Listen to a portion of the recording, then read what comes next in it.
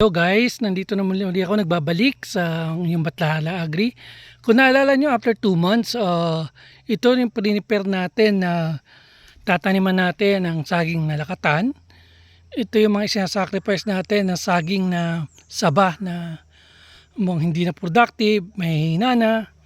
So during the time, tinitreat natin siya ng activator na 2 times na natin to. And then bumagyo. So naubusan kami ng itatanim na culture na saba na rather na saging. Hindi namin nabalikan, ngayon lang kami nakabalik.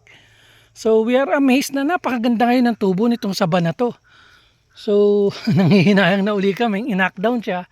So kita niyo naman guys, ang lalapad ng dahon, although kailangan namin mag-sacrifice po ulit dahil ilan lang ang dapat patuloyin.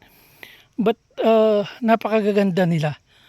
So hindi ko alam kung na-reset ba sila dahil sa pagkakatabas or probably nakatulong yung ating activator na gumanda yung mga sibol nila at patuloy din nakatulong siguro yung tuloy-tuloy na pag-ulan. So hindi po natin didesisyonan natin mamaya kung sila po ay muli nating isasacrifice para sa ibang saging na mas magandang variety or ipatutuloy po natin sila. I-update po namin kayo soon. Ito po ulit inyong Bathala Agri.